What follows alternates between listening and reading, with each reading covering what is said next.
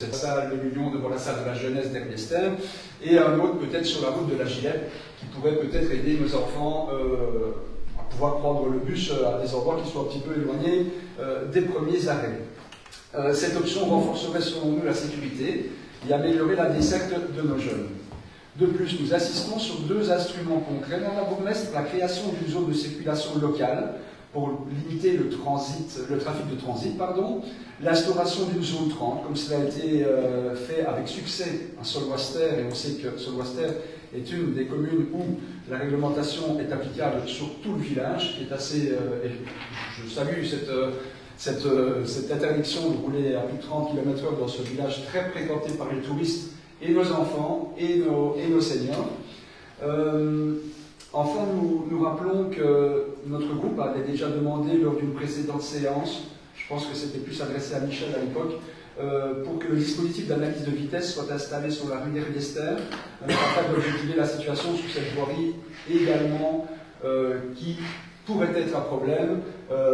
Je vais relater l'histoire d'un de mes voisins, un ancien qui, promenant son chien, a constaté qu'un véhicule de plus passait sur ce trottoir parce qu'il devait croiser, que sais-je, et qu'à la réaction un peu gênée de ce vieux monsieur, la personne est descendue de sa voiture en lui disant que s'il avait un problème, il pouvait s'arranger manu militari.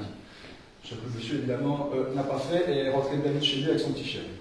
Donc, Madame la bourgmestre, vous mettez régulièrement en avant dans votre présentation la volonté de Jalais de devenir une commune pilote en matière de mobilité douce et de protection des usagers vulnérables.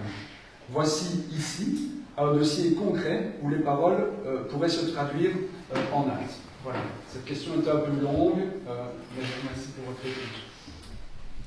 Je vous remercie pour votre interpellation. Alors effectivement, donc, suite à leur sollicitation, Michel Parot les avait également rencontrés, mais j'ai rencontré certains riverains, pas les riverains, mais certains riverains du chemin des Mous. Alors il y a plusieurs réponses à donner et je laisserai également Michel me compléter par la suite. Donc il y a également différentes problématiques dans ce chemin. Donc concernant le passage du bus, nous avions déjà fait il y a quelques années une demande pour une modification de cet itinéraire qui n'avait pas abouti. Ici, une demande va être réitérée. Maintenant, il faut bien aussi se rendre compte qu'au niveau du passage du bus, cela permettra évidemment d'avoir un autre itinéraire, d'avoir une desserte différente, mais également des personnes qui seront lésées par cette modification d'itinéraire. Je pense qu'il n'y a pas de bonne solution au niveau d'un itinéraire de bus. Il y a évidemment toujours des personnes qui se retrouvent plus près ou plus loin de l'arrêt. Ça, c'est une évidence, mais la question va être posée.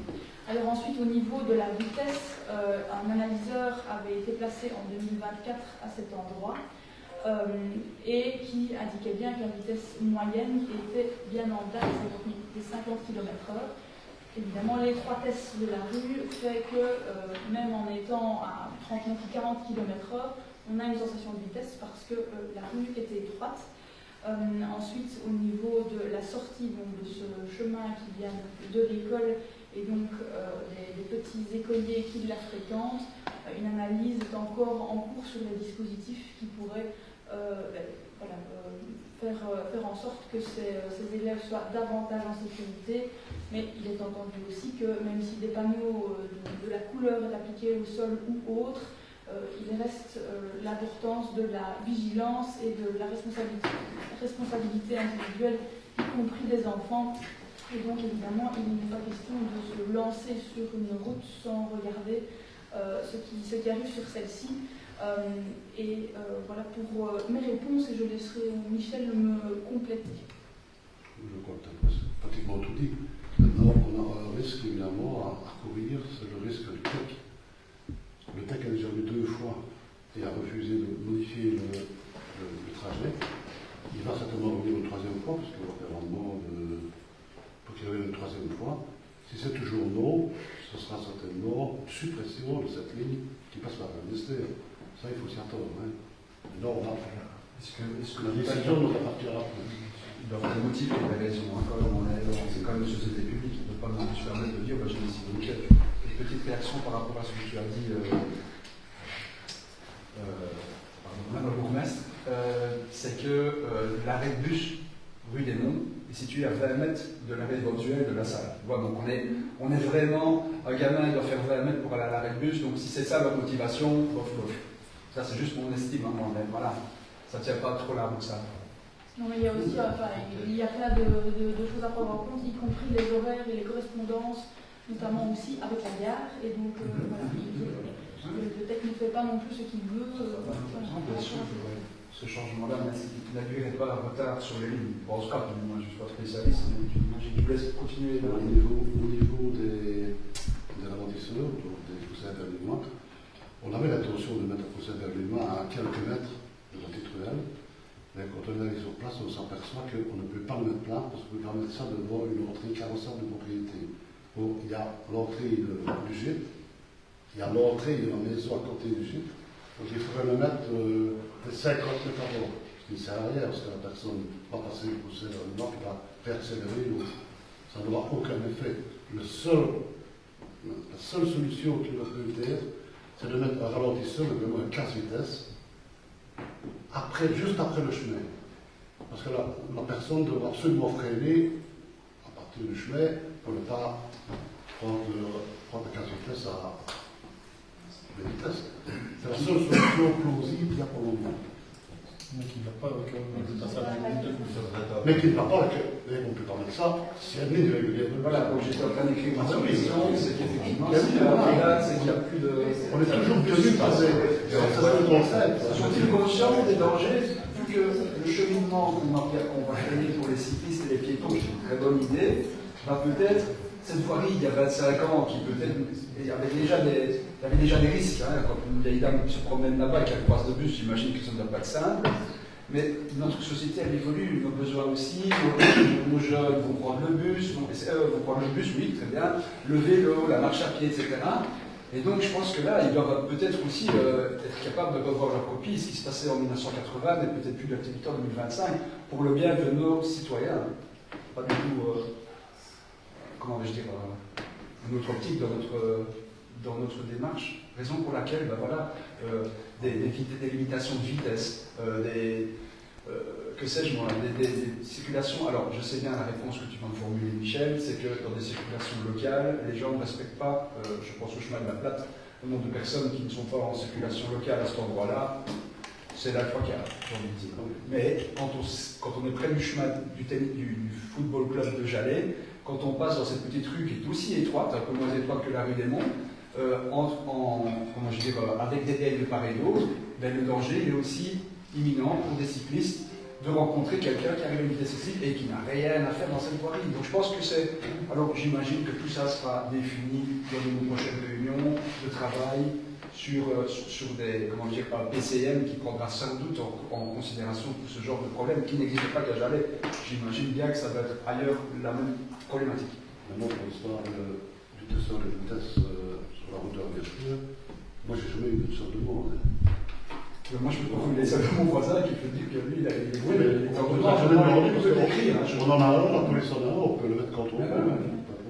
D'avoir une analyse objective, et si le cas échéant, eh bien, c'est un sentiment de vitesse, mais qu'il n'y a pas de vitesse excessive, on en prendra acte.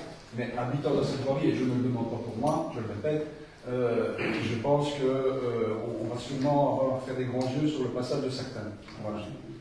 Mais dans d'autres endroits aussi de la commune, je pense que à Moulin Dizon, c'est la même chose. Des fois, il y a des gens qui arrivent trop vite dans ce tournant. Combien de fois est-ce que vous avez remplacé la rembarque de Dupont sûrement un nombre de fois assez conséquent.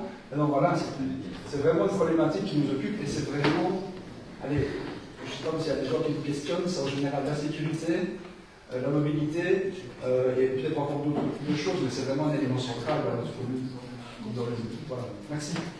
Je ne sais pas si Dimitri avait des choses à rajouter par rapport au PCM. Donc dans le cadre du PCDR, et dans le futur, tant qu'on est à la mobilité, dans le cadre du PCDR, la grande dorsale qui va traverser la commune de Ravel, sa station pour aller jouer le Ravel de la Gillette, va évidemment passer et emprunter cette voie-là, la rue à la laiterie, le chemin des Monts pour la voie d'Ardiester, et ensuite à Gérol.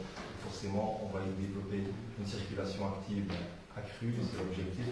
Donc forcément, il y aura une adéquation peut-être avec une riveuse. C'est pas pour ça qu'on va être sûr de pouvoir la modifier. Il y a d'autres paramètres, mais tu vas donner quelques heures. Voilà, une demande qui va être réalisée. Et donc la signalité, tout ce qui est mis en place par rapport justement à cette mobilité douce, elle va être la même un peu partout sur la commune, c'est-à-dire que quand on va quitter une voie douce, on va remettre de nouveau des barrières en chicane et peut-être plus juste des piquets. On va avoir du marquage coloré au sol qui vont déjà au moins sensibiliser les utilisateurs doux, actifs. Ça dépend de comment on veut les prendre, mais on parle de mobilité active maintenant, pour leur dire attention, vous n'êtes plus sur une voie prioritaire, mais par contre le marquage sera rouge sur la route pour prévenir les voitures alors qu'il y a potentiellement une voirie qui est traversée par des jeunes, des enfants aussi. Voilà, tout ça, ça va se mettre en place. J'ai eu un gars qui a un problème à cet endroit-là, mais ça devrait s'arranger avec le plan de mobilité également. Donc tout cela est à l'analyse et dépendra aussi de la réponse du texte, comme vous le comprenez.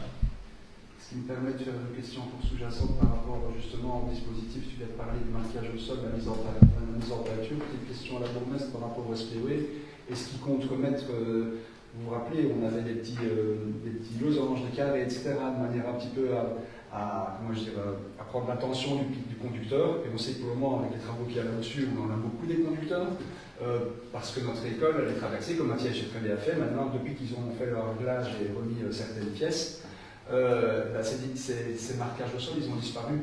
Et je pense que, voilà, je ne sais pas comment ça se passe dans ces cas-là, mais ont-ils l'intention de remettre ce qui avait été peint dernièrement? Les marquages au sol prennent du temps à être refaits et que c'est le cas, ça peut être le cas aux alentours des écoles, mais ça peut aussi être le cas des passages pour piétons, j'en suis tout à fait. Donc voilà, on est. Et là, merci, vous avez des travaux à la commune au collège, d'avoir finalisé le passage pour piétons, parce que les gens arrivent au milieu de la chaussée, il n'y avait plus rien. Et là, je ne sais pas au SPOE, ils ont fait le chocolat, mais il faut intervenir pour pallier à ce manque de connectivité, mais on suit évidemment ça et on espère y arriver rapidement. Il reste un problème de timing. Oui, c'est ça. Donc, ils ont fini leurs travaux ou bien. Déjà avec ça, ici, Celle qui est ici devant, c'est De la j'ai section. interrogé la SPOE qui m'a dit écoutez, c'est une plaque d'égout, c'est pas de notre responsabilité. J'ai contacté la IDE, écoutez, c'est un réseau communal, c'est à la commune à le faire. Ah, Et j'ai demandé aux ouvriers communaux d'intervenir, mais il y a des travaux qui sont en faille. La circulation qu'il va avoir, on n'a pas les hommes pour travailler au niveau du trafic régional, avec le trafic qui est le danger qui est à quoi. J'ai une dernière question que j'ai retrouvée, qui était normalement. Mon collègue a des problèmes de voix. C'est ce qu'il m'a dit, c'est pour ça que je me permets de le faire. Intervention sur les aires de bivouac à Jalais. Madame la bourgmestre, mesdames, messieurs, nous avons appris récemment que l'aire de bivouac de la Gilette a été fermée en raison d'incivilités répétées. C'est regrettable car cette infrastructure gratuite, ouverte depuis 2018, constituait selon nous une réelle valeur ajoutée pour les randonneurs et pour la promotion douce de notre territoire. Nous entendons bien les difficultés rencontrées, mais nous souhaitons souligner 2 points. Nous avons constaté que les autres aires de bivouac présentes sur le territoire communal ne posent pas de problème particulier et sont toujours accessibles. C'est un signal positif qu'il convient de mettre en avant. La fermeture du bivouac de la Gilette soulève des questions. Pourquoi cette aire est-elle seule concernée par cette concentration d'incivilité? Est-ce dû à son emplacement particulier, proche du lac, et donc très fréquenté? Est-ce lié à un manque de contrôle, de suivi ou d'aménagement adapté, signalisation, sensibilisation, tri des déchets, etc.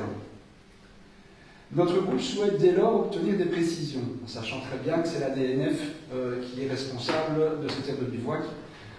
Notre groupe souhaite dès lors obtenir des précisions. Quels constats concrets ont mené à cette fermeture? Moi j'ai lu dans la presse qu'il y avait eu 17 incivilités qui ont mené à 17 procès-verbaux dressés. Quelles alternatives de gestion ont été envisagées avant d'en arriver à cette décision radicale? Enfin, la commune envisage-t-elle, par exemple, de rouvrir ce bivouac à terme sous certaines conditions, avec un encadrement renforcé? À la question qu'on peut se poser, c'est, hier justement, en passant au monument canadien en vélo, j'ai fait le tour de la Gilette, parce qu'on a la chance d'être dans un bel endroit. Qu'est-ce que je vois sur la route de la Gilette, le long du lac? 2 voitures qui stationnaient le long de cette rue. tu l'as peut-être vu aussi, c'est ceux qui doivent se promener. Donc le long du lac, il y a l'endroit où il y a l'embarcadère, où il y a les rails. Donc, quelles sont les possibilités? La barrière qui n'est pas fermée à Invester, près de la Croix du Baron, soit que la barrière au rond-point de Brossard qui n'est pas fermée non plus. Il n'y a que ces deux solutions-là pour que ces voitures arrivent à cet endroit-là. À mon sens, ou venir par le dessous du barrage et monter, voire pire, passer sur le barrage. Ça, j'imagine que dimanche après-midi, avec l'affluence qu'il y a, et tant mieux, sur le barrage de la Ginette, ça me paraît quand même un peu probable. Ce que je me demande, ce que nous demandons, c'est il y aurait eu des solutions, allez, par exemple un digicode, ou bien un règlement qui impose aux personnes qui utilisent la forêt, que ce soit les forestiers, je ne sais pas, moi je ne connais pas toutes les personnes qui se rendent avec autorisation à ces endroits-là, mais de refermer systématiquement cette barrière, parce que selon bon compte, s'il y a un gars qui veut venir faire la fête au bivouac qui se trouve au lac de la Ginette, 4,3 km plus bas que la Croix du Baron, avec 4 casiers de bière, je dois vous dire que s'il y va à pied, il n'y arrivera jamais au bivouac. Hein, c'est une évidence. En revanche, quand je vois les gens qui sont là-bas et qui, avec des parents, des mamans, avec leurs enfants, etc., des gens qui viennent de loin pour profiter de cet écran naturel, et là je reprends tes dires, Victoria, parce que j'ai réécouté attentivement aujourd'hui la déclaration politique générale, mais moi j'aime bien le lire un petit peu et d'écouter, ça me détend. Ou pas. Ben voilà, des vacances à Saint-Denis. Et donc, est-ce que pour ces personnes-là qui maintenant vont être impactées par cette décision, il ne serait pas souhaitable, à tout le moins, de contacter la DNF pour comprendre les raisons? Alors oui, c'est vrai que je vois de temps à autre des déchets qui sont placés à côté du kiosque, et il est vrai qu'il n'y a pas de poubelle. Alors la règle, normalement, d'un randonneur, c'est on prend ses déchets avec soi, et voilà. Mais il n'y en a pas non plus, à ma connaissance. J'ai lu dans l'article de presse qu'il y avait des sous-vêtements, etc. On y passe souvent, on n'a pas, moi en tout cas, je n'ai pas constaté de visu ce genre de problématique-là.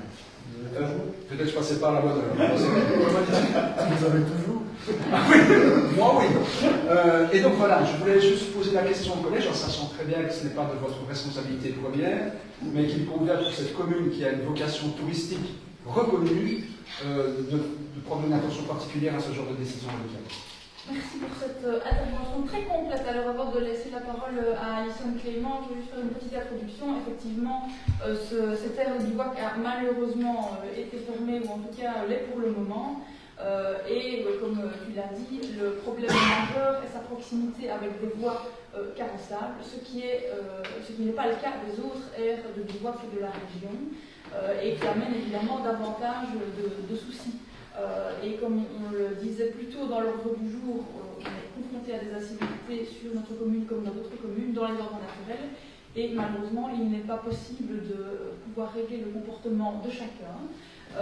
Et donc, même si on peut l'inciter et inciter au comportement, notamment aux déchets, il ne s'agissait pas ici uniquement des déchets qui étaient laissés à proximité.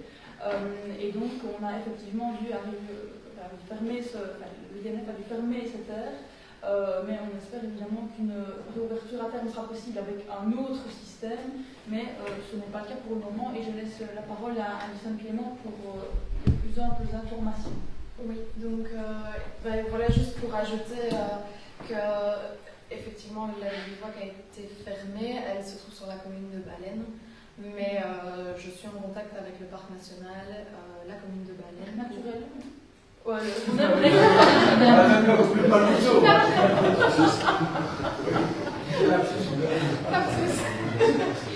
avec le parc naturel de Haute-Fagne et la DNF pour essayer de trouver une solution.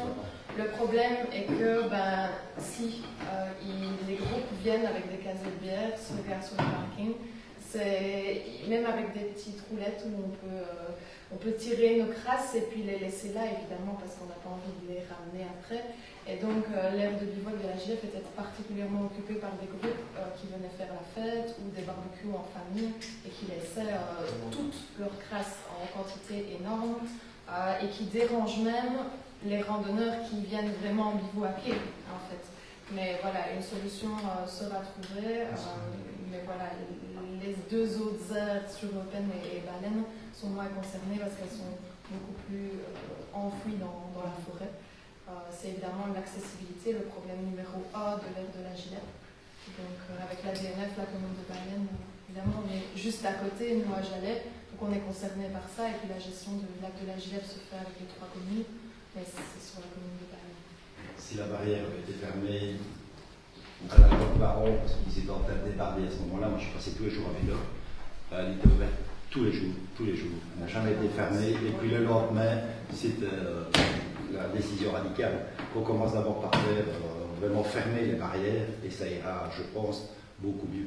Mais ils viennent aussi par le parking et ils marchent jusqu'à l'aide de Vivois. Oui, j'ai dit mal, mais C'est pas du tout tu sais, éloigné, quand nous, on des descend- gens qui peuvent marcher. ouais, Croix du Baron, c'est toujours le début de malade, entre guillemets, et t'arrives en bas, il y a 2-3 voitures, elles ne mettent pas à gauche, elles venaient de la Croix du Baron, ça c'est clair. C'est parce que tout est ouvert. Maintenant, s'il y a des barrières, c'est pour une raison. S'il y a des barrières. Ah ben oui, c'est ça, mais il suffit de la fermer tous les soirs.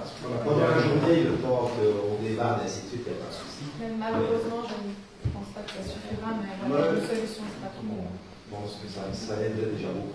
On peut peut-être passer une caméra de chasse pour essayer de chauffer et Il y a des systèmes pour les aides de bivouac avec des caméras et tout ça. Je ne demande pas à filmer les gens quand ils sont convaincus. Mais le troller, si on pouvait le choper. Y a-t-il d'autres hyper? La séance est ainsi levée. Je vous remercie.